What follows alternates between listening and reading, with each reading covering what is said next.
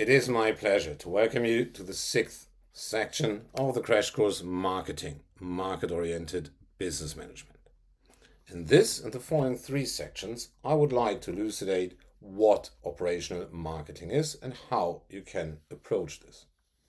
As I've said in the first section of this crash course, when it was about marketing in general, I try to follow broadly the structure of Kotler and Keller, who wrote a standard book in marketing, perhaps the standard book internationally. And they argue that operational marketing is about creating value, delivering value, and communicating value. And that can be matched with a traditional 4 Ps, the marketing mix: product, price, place, promotion. In this section, it is about product policy. What is a product? At the start, general definition before I go into more detail. Product is a combination of technical or functional attributes that form a physical good, can also form an intangible service. The important thing is this combination provides a value to customers. Remember, if you have watched the other videos, I put a quite strong emphasis on value to customers. That is one of the key constructs and objectives we're looking at in marketing. Product range, also called product portfolio or assortment, is simply all the products a company offers at one time. And product management then consists of all the processes and decisions that deal with creating, modifying, and terminating products and managing the product range. Understanding a product, what it actually is, in more depth. For this, it helps to go back to the basics. This figure I've shown you also in the first section of this crash course when it was about marketing in general. What must happen in a market so that the market will function in the long run, stably functioning? So for us as a company, our price must be higher than our cost so we make a profit. Here it is about the value to customer. The customer must get a net value out of our product. The net value is the gross value he gets, the overall value, minus the price he has to pay and the additional cost. So let's look deeper into what is the gross value and what is the price and the additional cost. Again, the net value that decides if someone buys a product depends on the gross product value minus the total customer cost. Let's have a look at the gross product value. And up front, there are different categorizations of product value and later on cost. I believe this categorization will help most in most cases. We have the core value. Using the example of a car. The core value of a car is it brings me from A to B. I can drive to work, I can bring my kids to school, I can drive my family on holidays, it brings me from A to B. That's the core value. When doing such things, driving my kids to school or driving to work, I want to do this in a safe manner. It should be comfortable. Perhaps I like some sportive experience. These factors are parts or features of the extended core value. Furthermore, there might be an aesthetic value. Every time I look at the car, the beautiful forms, the wonderful design lets my heart jump. And finally, there might be a social value. Think of a super cool sports car driver. Every time he drives around the city, he thinks now everybody will look at him and he's the greatest fellow in the world. Something like status, so social value. On the cost side, for the customer, of course, we have the monetary cost. Very unfortunately, when buying a car, that puts a bit of a dent in your finances. But it's more than just giving the money away. You have decision-making cost. You need to be sure or be clear about what do you want from a car. Is it safety? Is it sportive stuff? Is it comfort? What is it you want? And then you need to evaluate which cars can fulfill these wants. After buying a car or whatever product, you need to familiarize yourself with the car. How's the accelerator reacting? How are the brakes reacting? How's all this computer stuff working within the car? The entertainment system, navigation, what have you. And when managing a product, you should have all the values and all the cost for the customer in mind. So that is a perspective on the customer, and the value to customer is the important factor that finally will decide if our product is successful or not, or primarily will decide if our product is successful or not. How can we create this value? For this, we need to look at the product itself. One can understand the product as the core product with its extended features, its design, the branding. Lots of scholars put the branding within the overall product itself, and there might be additional services. For a car example, the core product is the engine and the wheels. All the safety features, the entertainment features and such things, they could be considered the extended features. Form, color, that's the design. The label you put on, that's the branding. And then maintenance, repair services, that is then added services. Let's bring these two, the gross value, and the product levels together. One can say, or could say, that the core product primarily plays into the core value. The engine, the wheels, they guarantee that I get from A to B. All the rest, the safety features, the form, the color, the maintenance repair services, they primarily and typically create the extended value, the extended core value, the aesthetic value, and the social value, so the added values.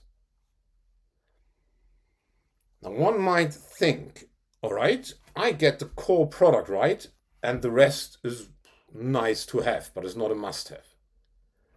Quite often that might be the case, but be careful. There are cases and industries where not the core product wins, but perhaps the additional services or the design. I would like to give you just one example. If you are deciding for a county or your mayor in whatever city and you want to build a power plant, for the core product, just the production of energy, the stuff you're getting there, it is probably not too important from which established manufacturer you get your power plant. They will most likely perform at the same level. But what could make the difference is the added services. How well are my employees trained? How is maintenance? How is dealing with waste material? All these added services, they might make a difference and win you the war.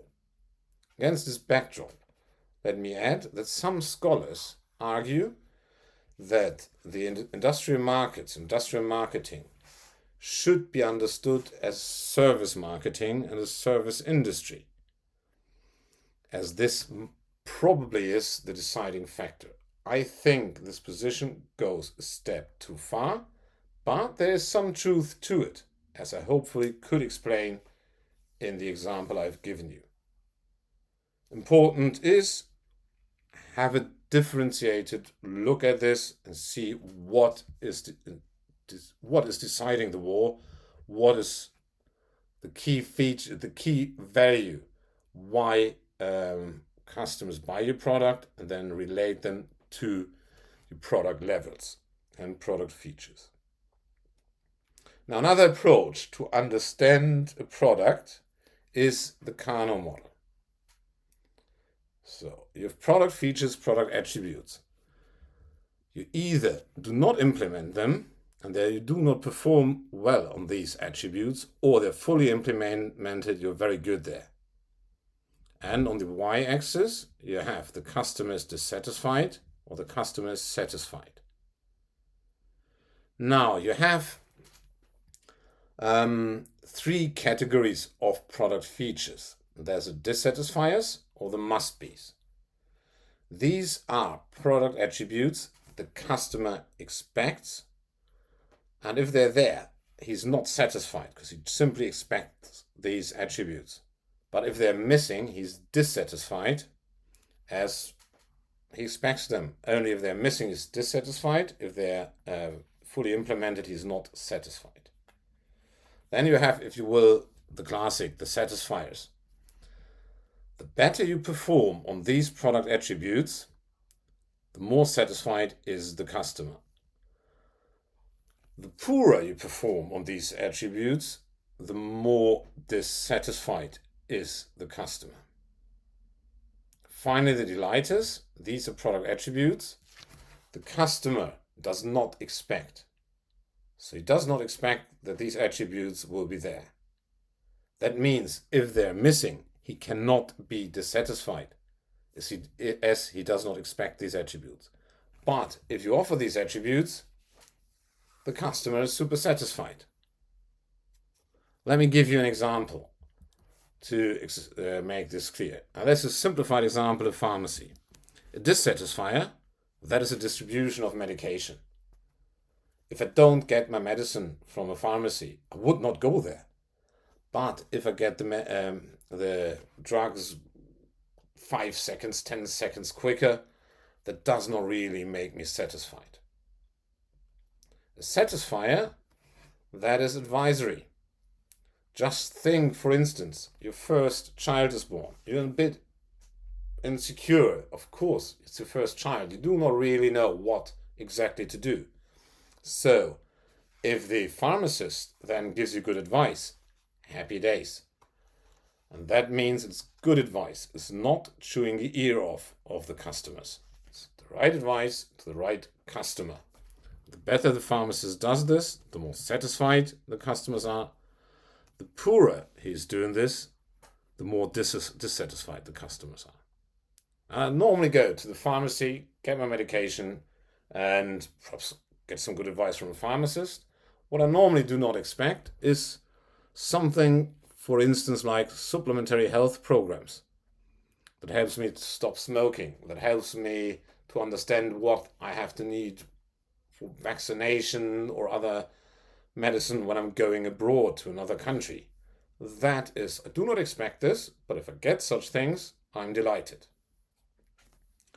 Very important here is that these three product feature categories, dissatisfiers, satisfiers, delighters, they do not mean one is more important than the other. They only mean they help you to understand your product better and to understand how much can and should you do with these product features. How much should you improve them, and how important is it to improve them. Doesn't mean that delighters are superior to satisfiers or dissatisfiers. Let me go further to another classification of products in the B2C world and the B2B world. In the B2C world, a very solid categorization is convenience goods. They're regularly purchased, there's low involvement, not much risk to it, and it's rather habitual buying. For instance, groceries. I go into the grocers. It's not a huge process of thinking. It's an automated, this is my pasta, this is my tomato sauce, this is my drinks. That is rather automated. So not much involvement, not habitual buying, you have convenience goods. On the next level, you have the shopping goods. Shopping goods are not bought normally, not bought as often as convenience goods, but relatively frequently. There's a medium involvement and limited buying process. Example would be a suit or dress. So I know my style. I know what I like more. If it's navy or bright colors, or what colors I want, what kind of cut I want to have, slim cut, rather white cloth. I know this fundamentally. So I didn't need to check everything, but of course I need to look how the suit or the dress looks, the specific one. Medium involvement, limited buying process. Special goods, they're rarely purchased. like a car or a house. You probably won't build a new house every other month, or a car. You don't buy every other week a new car. There's higher involvement, there's a higher risk to this investment or purchase, and I have an extensive buying process.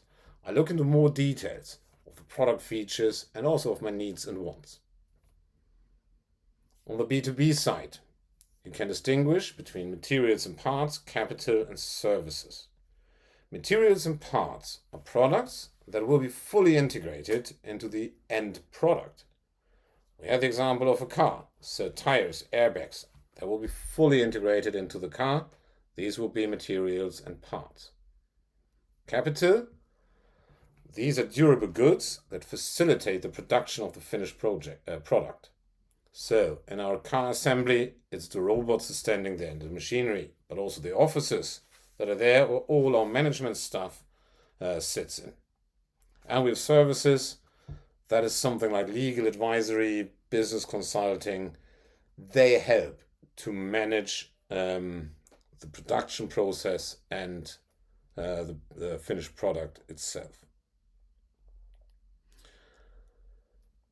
Quite often it is talked about physical goods, but we have services and advanced economies. The service sector is the predominant sector. So I would like to give you an understanding of services.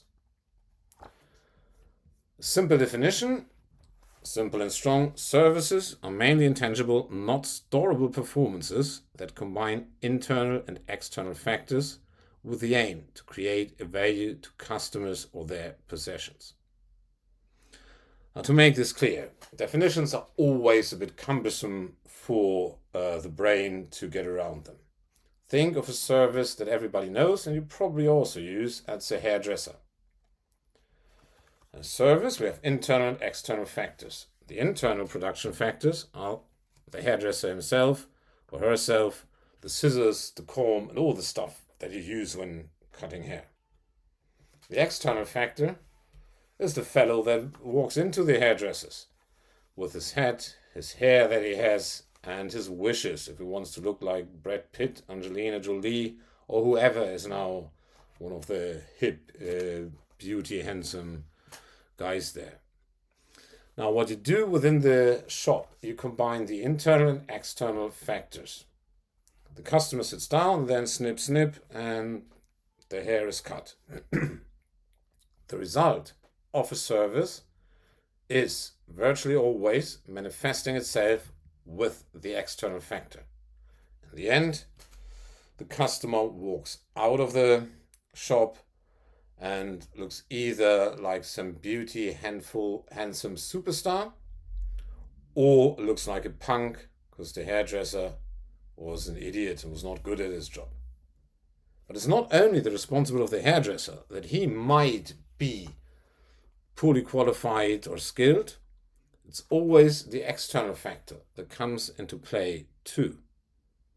If someone is ugly like hell, you can be the best hairdresser in the world. You will not get beautiful or handsome. So you have to pencil in when you provide services that you're dealing with an external factor that you cannot fully control. How can services be classified? Of course, if pure services like legal advice, one can argue they also manifest themselves on some physical stuff, like you're in a car accident and going to court for compensation. In the end, assuming you win, you get some money transferred and you can buy beautiful things with this money. One can argue this, but normally one would say legal services, for instance, are pure services with no physical good involvement. You can also have offerings that are primarily service, but they have physical goods as added value. Air travel. You're flying with a good airline and you will get snacks, a meal, you will get drinks. That is additional products, physical goods that you get with your service.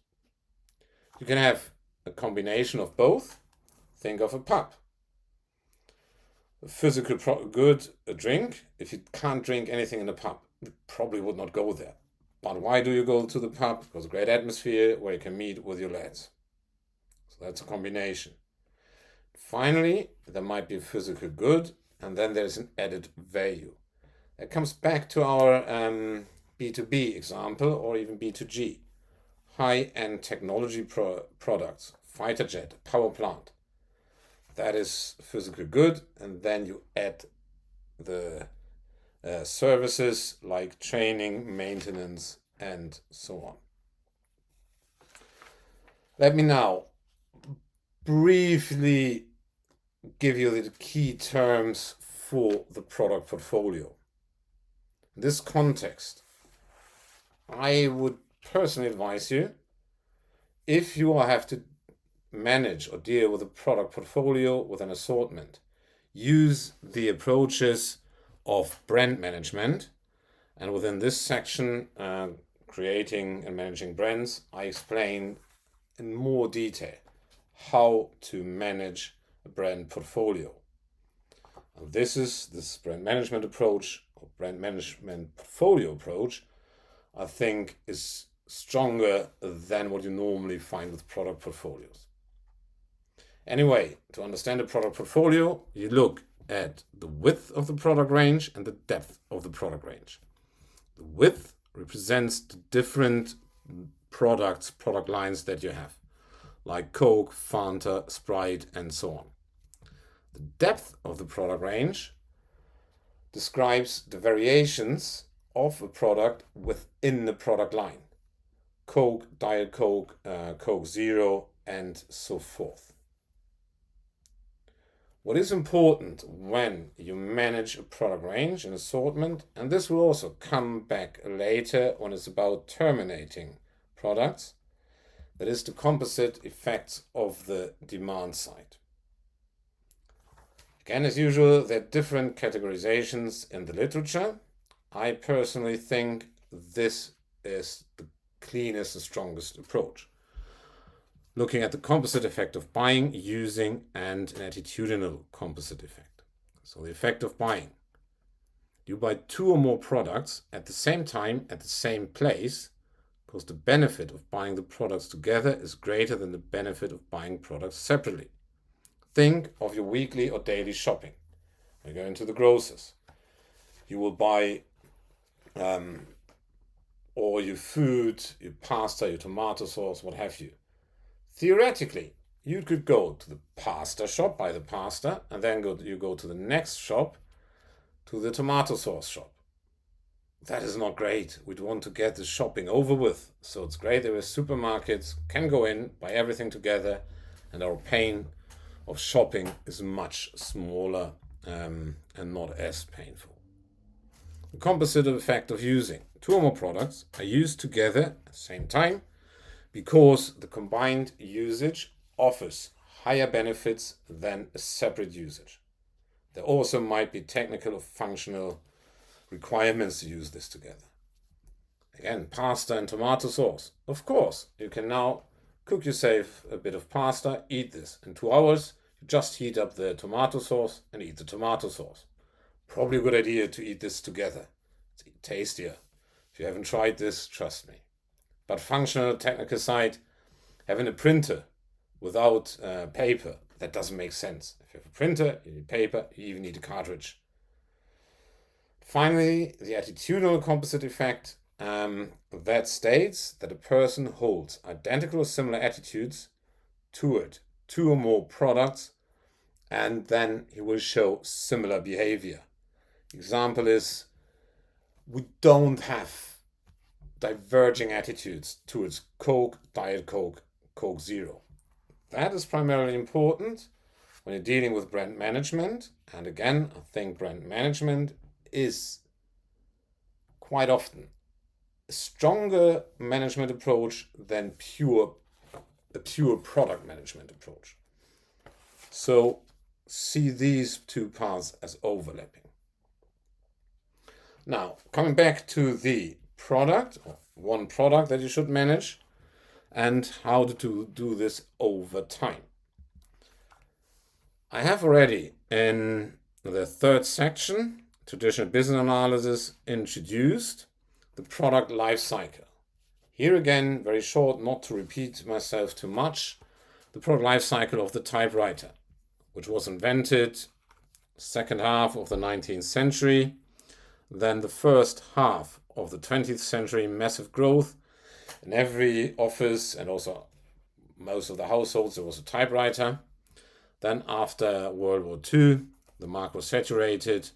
There was the maturity phase and this plateaued. And then with the advent of the personal computer, there was a decline, and now we have virtually no typewriters anymore. So we have the introduction, growth, maturity, and decline phase. And I would like to go through these phases and briefly tell you what to do there. First is the introduction phase. That is, you need to come up with new products. Again, at this point, I would like to refer you to the previous section of this crash course that was new business ideas or developing new business ideas. Very much related to developing new products. So, an innovation comprises of the activities in a company to develop new products and then successfully bring them into the market. And you can say the innovation process is about firstly generating product ideas, evaluating and refining these product ideas, check economically, or check on an economic perspective. Can we make money with this? Then you produce your products and then you throw them into the market. Common definition is that the first three phases, you have a product, a prototype, that is called an invention. So you have developed a technical functional solution. And innovation is more than this. It's an invention that was successfully introduced to the market. Then you have an innovation. Coming to the first phase, generating new product ideas. And again, I went through this in the section creating new business ideas, the previous section of this crash course. Therefore, very briefly here, I do not want to repeat myself too much. A new product is the combination of existing objects, technologies, functions, processes, or constructs so that customers will have a benefit, a utility out of this. Where can you get these ideas from? Lots of sources. Let me first introduce you an example, which I also have given. So combining existing objects, technologies, and so on. Take the smartphone. A smartphone is a combination of a phone or a mobile phone and a computer or laptop. Throw this together and you have your smartphone. That is a new product, the combination of existing objects, technologies, functions, processes, or constructs. Apologies for the hiccup. Now we're back to the sources. You can get this from a lot of sources. You can look internally within your company. You can look at your customers and other external sources. A very good source is the sales force. They are in direct contact with the customer. They get a feeling, more than a feeling. They get the information, more than this, a feeling, what the customer wants. Talk to them. Don't reduce them just to selling. Use the sales force for information. You have total quality management, that everything should be improved and everyone of the company will make suggestions how to improve processes, products, so on. And of course, you can build a task group or a project group for some specific developments. And some company do this. A friend of mine is actually head of new business development, or whatever his title is. He is on a very high level in a larger corporation, and this is his main work he has to do, develop new business. The customer side, you can do qualitative research, look at the customer feedback, and especially their complaints. Perhaps something didn't work out so well so far, and if there's a complaint, learn from it. And look at external experts, industry reports, and research institutions. But be careful. If an expert has the idea, why should he give it to you? So, not just giving too much of your own information out. to others, but looking at this. How to evaluate and refine product ideas. First of all, you develop the basic concept. Ideally, you build a prototype. Then you test this basic concept, or again, ideally the prototype, through expert assessment. You talk to others who know about this. You overthink this or rethink your idea. There might be possible simulations, market research, or market introduction. One approach to do this is with a lean startup approach, with a minimum viable product, learning from market reactions and improving the product step by step, I introduced in the previous section of this crash course. You learn from these tests and improve your product, and you always should aim on the customer value. Your product should not be fancy from your engineering view or whatever perspective you have. The product needs to be perfect and great from the customer's point of view. So it's customer value that should be in your focus. You learn from this and you advance your product further and further so that the customer has a higher customer value. And ideally, that should not be a process that ends at some point, but that should be a process that is continuous and runs continuously on, and you improve your product further and further until you have to terminate your product. Well, we will come to this later. The economic analysis, and here I will give you two aspects that you should use, two techniques. First, the net present value. I introduced before in the section Analyzing and Planning Business Units. What you do is you want to determine the expected financial value of your product that you will throw out in the market. And then in the end, if you have several options, you choose the product with the highest positive value. And of course, you don't invest any more in products that will have a negative value. You calculate this by the net present value. So what is the value of the product today when we account for all the future profits and our investment? So our research and development and market entry investments is I minus I, plus the sum of all of the future profits. Normally it's planned for 10 years, the revenue minus cost, which equals the profit. As the money is devaluated, this is inflation over time, you have to discount your profits. It's 1 plus I, that's the interest rate, to the power of t. You sum up for all the future years, minus the investment, then you have your net present value. If this net present value is positive, you make a profit. Happy days. Overall, you will make a profit. Happy days.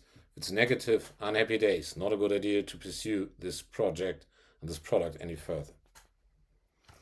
Important is, this analysis can only be as good as the accuracy of your revenue and cost projections are. And there might also be synergy effects between different products that you have in your portfolio. As a rule of thumb, plan for 10 years. Lots of companies are doing this. They say more than 10 years.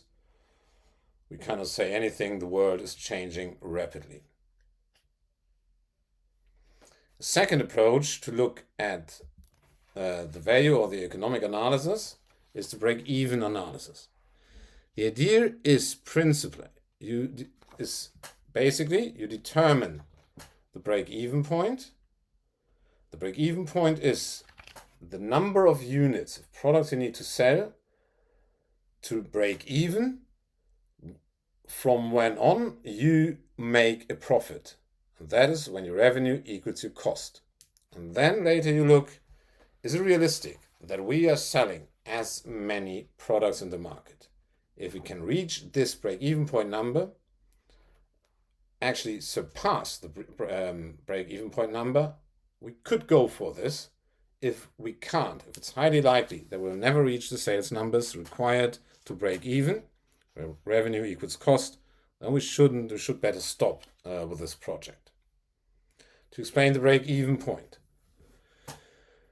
we have the numbers sold on the x-axis and revenue and cost on the y-axis. Our revenue starts from 0. The more units we sell, the more products we are selling, the more revenue we make. As the equation is revenue equals price times units sold. Our cost comes with a fixed cost and the variable cost. So we have cost anyway. That is the rent for our production facility, offices, the wages we have to pay our employees, and so on. And then we have the variable cost, the cost that only come up for each item that we produce. And then our equation is total cost is fixed cost plus variable cost times units produced. When these two lines of functions intersect, that is our break-even point. That means when revenue equals cost, then we're even Steven, we do not make a loss anymore, but we make a profit when we surpass this break-even point. So far for the market introduction. Let's go to growth and maturity phase. Here, very briefly, what can you do as a product manager? You can look at product variation and product differentiation. Product variation is adjusting an existing product over time. You want to meet the changing customer needs and wants. It does not mean to newly develop a product. It means changing an existing product. In its core, it stays the same, but some stuff is added, slightly modified. You see an example here of the Leopard tank. It was first the Leopard 1. At some point, the German government said, that is not suitable for today's battlefields anymore. We have a new development. And they came up with a new development and a new product, the Leopard 2. Over time, there were several variants of the Leopard 2 to have better protection, better combat systems, and so forth. But it's not just the variation over time. You also have product differentiation. That means you're offering different variants of your product at the same time to meet the different needs, wants and demand of your current target group, or your needs and wants and demand of a different target group at the same point in time. And also the Leopard tank, they produce tanks specially adjusted for Spain, Norway, Poland, Sweden, and other countries. That will be then product differentiation.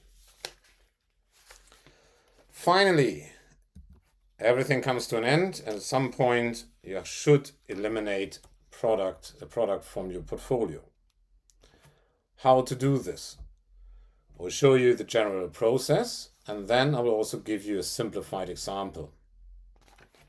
What do you do first? You go to accounting and look, are we making a profit or controlling, and look, are we making a profit with this product? If we make a profit, happy days, life goes on. If this product produces a loss, unhappy days, we have to look closer into this.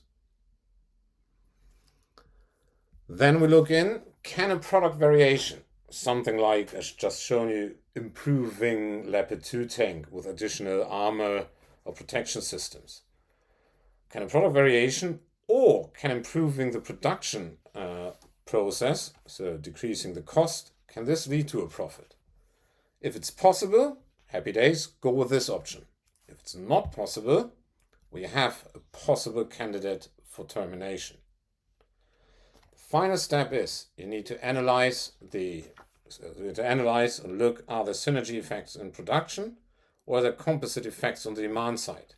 In the sense, people are only buying our product if we have this product that produces losses is still in the assortment or the product portfolio. I'll show you the example in a moment that hopefully makes this clear. If there are substantial synergy or effects or composite effects on the demand side, you need to keep the product. You can't eliminate this. If you don't have such substantial effects, throw it out. Stupid to have a product that produces a loss. Now, that might be rather abstract. Therefore, a simplified example. Let's assume we're a company that produces pasta and tomato sauce. Very simplified, we're selling 100 units of pasta. With each pasta, we make a loss of 50p. That means our overall loss is 50 pounds. Tomato sauce, we're selling 50 units. Our profit per unit, per tomato sauce we're selling is 2 pounds. That means our overall profit is 100 pounds. Tomato sauce, there's no need for elimination. We're producing a profit. Pasta, that is a potential candidate as we have a loss of 50 pounds. Now we look at the composite effects of the demand side and we find out that customers are only buying our tomato sauce when they can also buy our pasta. So we cannot simply throw the pasta out, terminate it. Then we look at our overall profit, pasta and tomato sauce combined.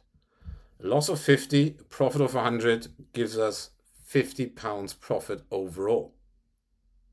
That means in this case, as the customers would not, if we are throwing out pasta out of our portfolio, customers would not buy the tomato sauce anymore. In this hypothetical scenario, we cannot eliminate the pasta because we would make a loss and not even sell any tomato sauce anymore. At the moment, we're making a profit. I hope I could give you an overview of product and product policy. The next section is about pricing, the other part of creating value. Until then, I wish you all the best, and it is bye-bye for now.